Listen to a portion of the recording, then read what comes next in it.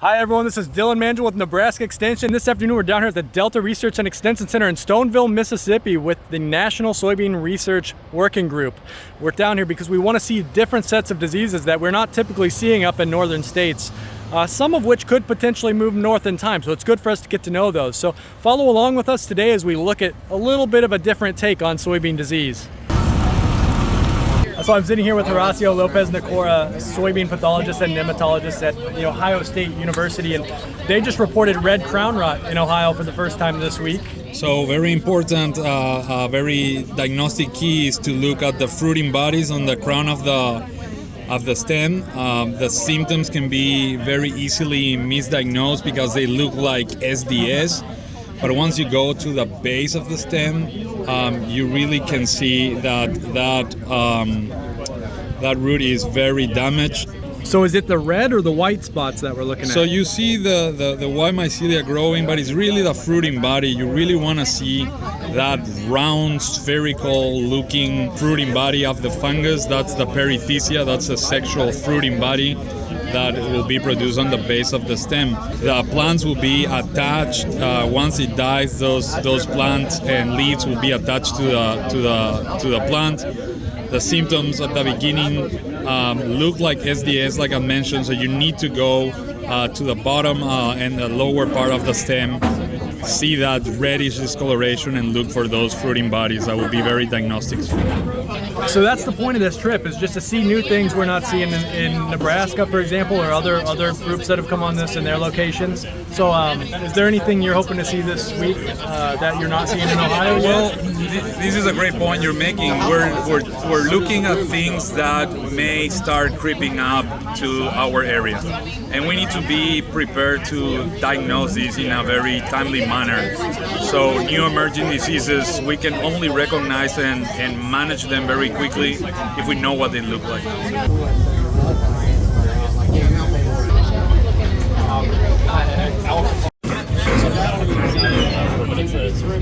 You start focusing on some of these little areas where there are little clumps of yellow plants sticking out. That's taproot decline sticking out at you from across this field. Symptoms progress throughout the season. You'll end up with this nice interveinal chlorosis in the upper canopy. If you pull these up and we knock enough dirt off of these things, all your nodules have rotted off of that, your taproot's gone. So this is taproot decline. You can see that black on the root, and the taproot is obviously declined. All right, now we're in the field with Teddy Garcia Roca. He's got some experience with taproot decline. So see the interveinal chlorosis and necrosis Of taproot decline. Yeah. What causes this? Xylaria necrophora. Okay, and why is this? Where do we see this in the south? We don't see it as far north as Nebraska. Do you know why that is? Probably because the pathogen's not there. I don't know. I mean, yeah. I will think that the pathogen would be basically everywhere where soybean can be grown, but maybe this particular pathogen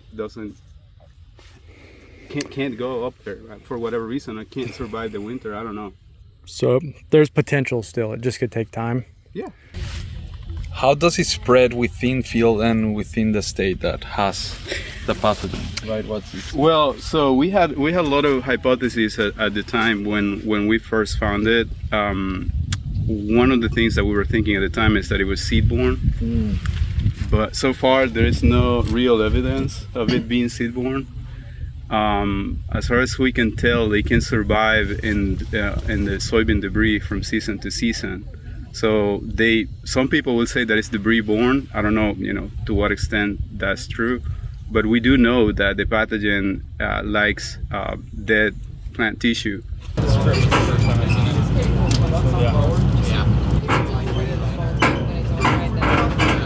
Look at those flowers. So this is target spot caused by Cornespora cassicola.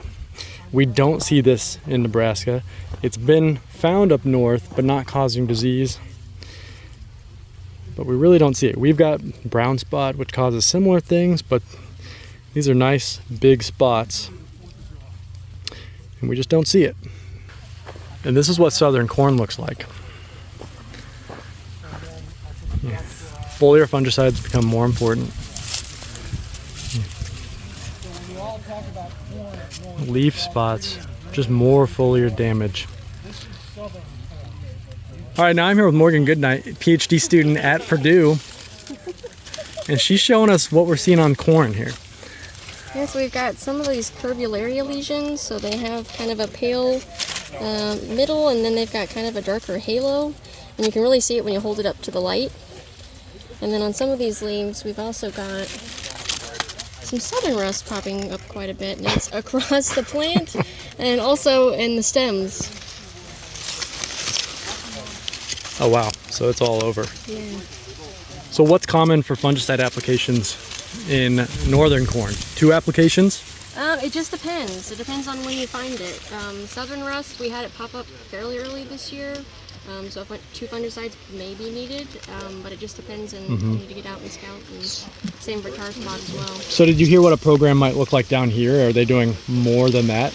I don't think they have the capabilities to do more than 2 applications, Okay. they were saying here. What limits So them? definitely a well-timed application. I think the equipment capabilities, Okay. getting airplanes timed, and Yeah. So equipment availability drives management everywhere. yes, it does. Excellent. Well, thanks for showing us these. Thank you. My biggest Triazole injury in beans is another common issue, especially when thinking about those foliar inulnar chlorosis symptoms. It can be hard to tell those apart, but if you've got a field, you know, a whole field that you suddenly have sudden death syndrome showing up in after spraying, that can often be from triazole injury. Here's one of those plots right here with a triazole applied to it. So you can just see that same symptom, those same intervenal chlorosis symptoms, but this is from a triazole fungicide application under specific conditions, and that can cause this. Good news is there's often not associated yield loss with this. That's what they're seeing down here, is they haven't had that yield loss.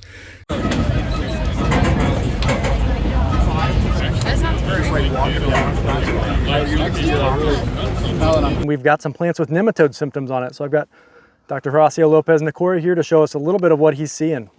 We can see that these plots are very damaged. We can see that plants are prematurely dying. And when we go and get closer to those plants, we can see that they're fully in reproductive stage, and this is the moment when they really need to be putting some weight on those pods. The seed should be developing, but we observe very significant chlorosis, and in some cases premature death of plant. When we go and very gently pull those plants and get them out of the ground, we see significant galling. We see that the root system that should not look this way have significant and abnormal growth of the tissue, producing these galls. And this is caused by the root non-nematode, southern root non-nematode, Meloidogena incognita, a very important and significant nematode that can cause yield reduction in soybean, but can also go to other crops such as corn. So rotation to alleviate the pressure of this nematode should be considered very importantly when we choose what crop will follow soybean in this case. So another pathogen that is often seen with southern root knot nematode is southern blight. This whole plot is full of southern blight and root knot nematode. And here's what those symptoms can look like on that stem. It's just a white mycelium growing on there. Here's a better example of southern blight, and on this one you can see those reddish brown sclerotia growing right there as well. Hi everyone, I'm Lauren Giesler, and I have the privilege of serving as the administrative advisor for the NCERA 137 Soybean Disease Committee, which is an integrated group of diverse scientists all focusing in on soybean and trying to help manage those soybean disease problems, a group with extension expertise as well as research expertise, and then several of them also integrating that into their teaching curriculum. Today we're on a tour with this group in Stoneville, Mississippi, at the Mississippi State Delta Research Center. And here we're looking at diseases that many in this group do not get the opportunity to see firsthand across the region, especially in the north central area of the U.S. This tour was assembled in the result of an award that was given to the soybean disease group that was awarded by the experiment station directors for excellence in research activity in 2023. The group put together a tour of diverse locations in places in the United States where diseases were occurring that we don't get to see in other parts, in a way to really build that expertise and also build that collegiality and that relationship among our newer soybean pathologists with our middle and senior career stage soybean pathologists across the United States.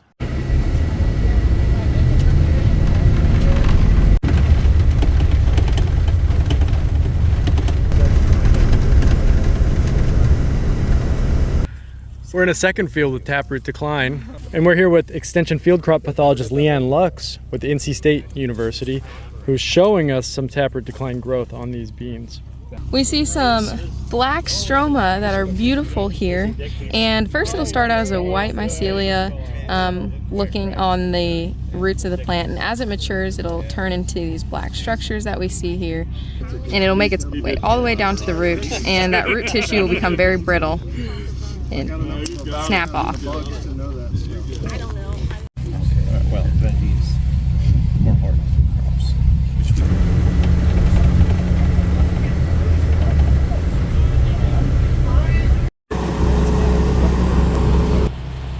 Look at this, we found a bamboo forest.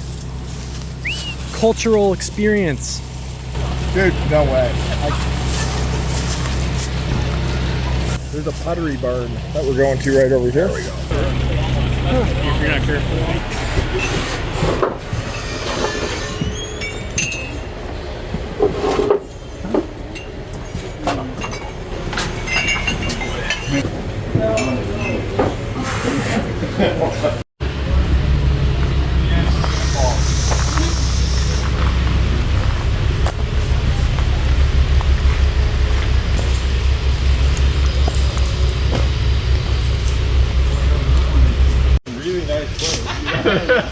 So we're not seeing any more soybean?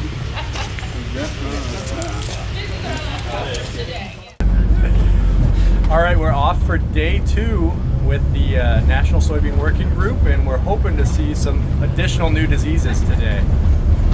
Red crown rot would be a great one to see today. Such a valuable trip, this one, where we're learning how to identify diseases that we don't have in our region, and now we can go back and be very well informed and vigilant for things that may be emerging. All right, today we're at the UT Milan Research and Extension Center in Milan, Tennessee. We also have a chance to go through their Ag Museum as well.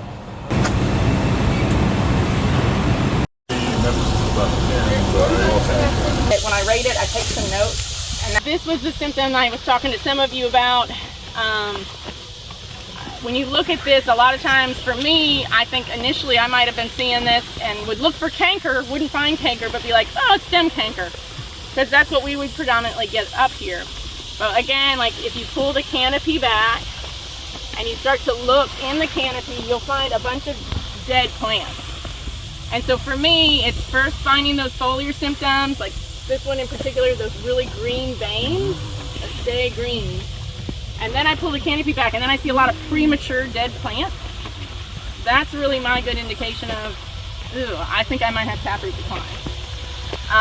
Majority of our acreage would probably be like that. Because again, the majority of acreage you see here. Next year, and we'll have, there'll be probably 7 or 8 different tours, we call them, the different talks from a lot of the researchers that are in Jackson. That will You can start the tour. So start over here to pass the female. We had for that.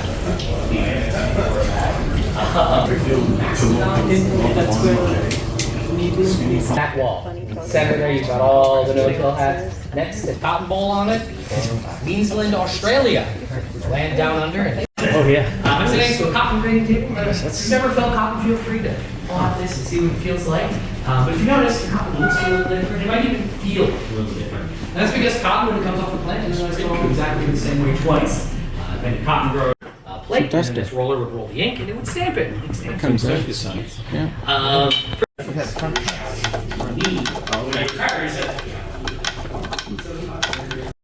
So our last stop is at the West Tennessee Ag Research and Education Center in Jackson, Tennessee.